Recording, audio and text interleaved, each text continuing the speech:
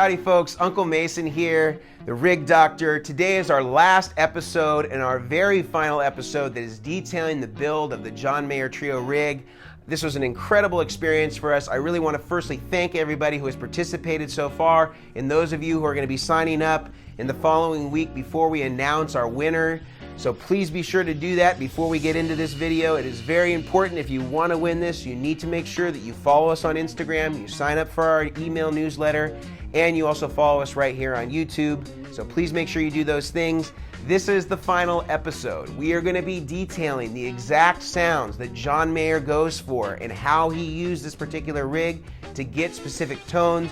We're looking specifically at Try, the live album at the Bowery Ballroom, and a couple of other select clips where we're going to be comparing the exact sound that John went for in parallel with one that we've recreated with our good friends Gabriel Bergman and Tim Marco. So we're going to have some side-by-side clips really showing how this rig exemplifies those tones. We have it in our great studio environment here in the Vertex showroom in North Hollywood. So please stay tuned. Let's get them. His name is Mason Marangella. He builds rigs for the industry's top professionals. Now he's teaching guitarists how to build rigs like the pros with DIY tips, easy mods, and all the tricks of the trade. His name is the Rig Doctor. So now we're going to get into the pedal part. We're going to go through each of these pedals individually. I'm going to explain the signal path to you, and then we're going to get into some great playing clips by Gabriel Bergman and Tim Marco. So on the pedal board, we had some really nice pedals from a bunch of different manufacturers who are still making great stuff this day in the game, even though this rig is at least a decade old. So what we have first is the Boss TU3 classic tuner everybody knows and loves. Now there isn't any particular dedicated buffer on this, so the first thing the guitar is hitting is the TU2, so that's kind of the input buffer for the whole system.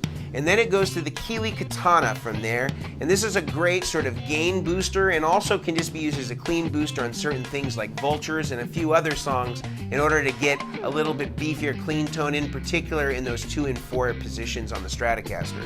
We then go into the Boss Blues Driver. This has been modified by Robert Keeley with the Fat mod. An incredible sounding pedal, which I really think comes alive in the 2 and 4 positions where sometimes you might lose a little life and a little signal integrity, and this kind of brings it back and gives it some nice bite where maybe there wasn't any before. After that, we have the classic TS-808 Tube Screamer.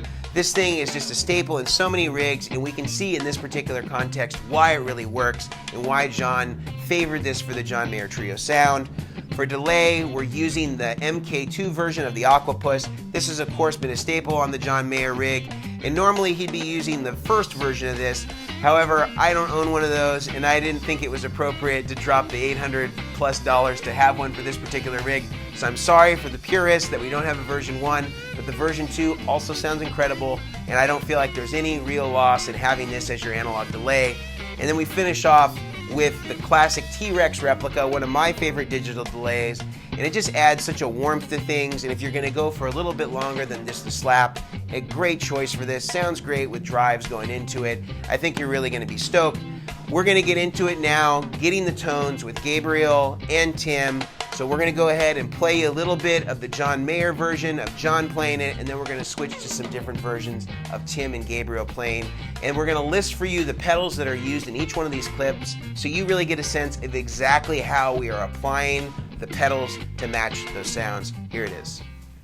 First up, we have Waiting on the World to Change, and this is a classic use of the Tube Screamer in a lead style context. You can hear that John steps on it right before he goes into the lead and just adds that extra mid-range punch. I should also mention here that the Aquapus, we believe, is on pretty much the whole time at just a single repeat to add some thickness.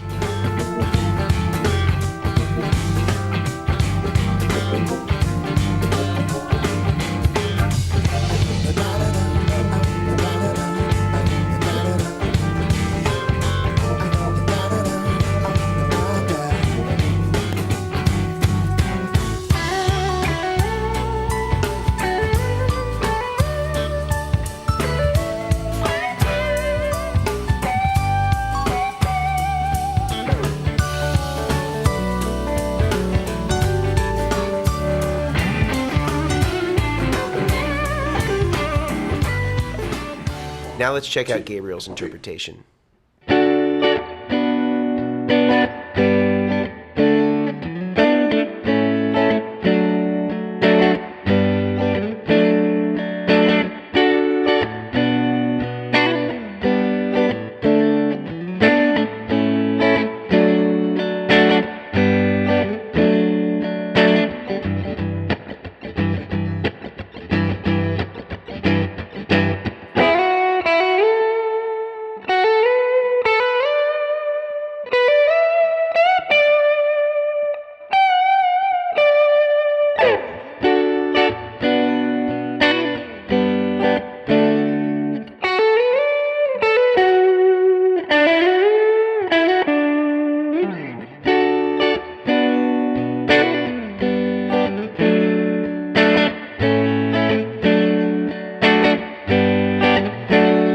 Next up we have Who Do You Think I Was? And this is a great context for the Tube Screamer in more of a rhythm, kind of aggressive picking style, where you get a lot more of that heavy right hand a la Stevie Ray Vaughan. And again here we also have the aquapus on it, just a single repeat. I really think that that's part of the key tone to what John Mayer was doing during this era, to just thicken up the tone.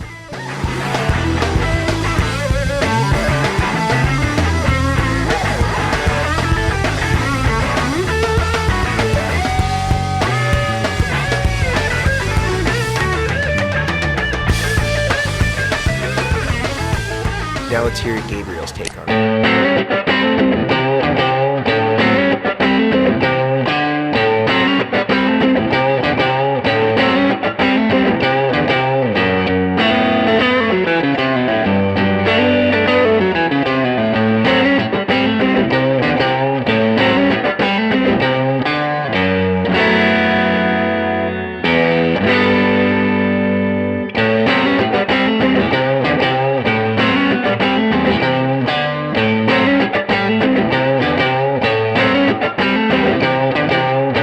For the third song we have Gravity, and this example is not the best one that I could find. However, because of copyright usage, I'm a little bit restricted.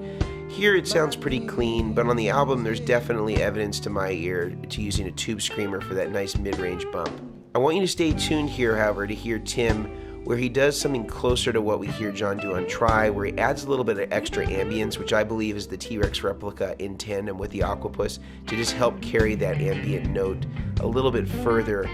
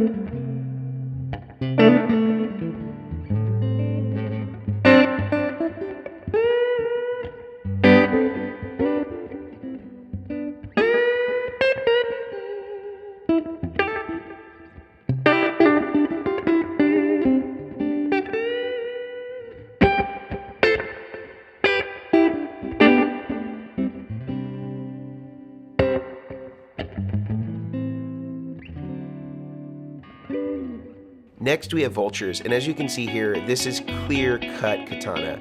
You can see him stepping on it right in the beginning of this video, and although you may notice that this isn't the trio era, this is definitely representative of the tone of that particular song. So I think we can pretty safely say, whether it was then or whether it was during the trio era, that the katana was definitely the go-to pedal for the Vultures. tone, just adding a little bit more grit and just kind of adding maybe a little bit more compression to the preamp. Now let's hear Gabriel's impression.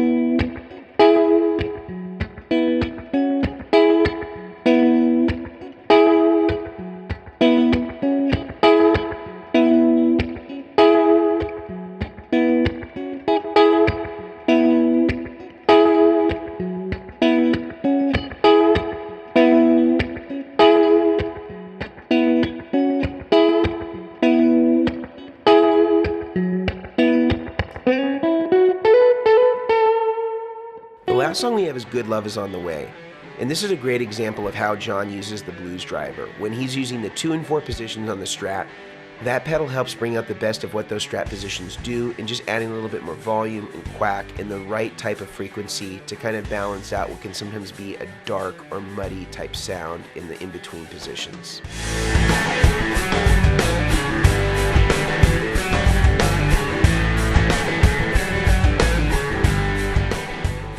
Now let's hear Gabriel.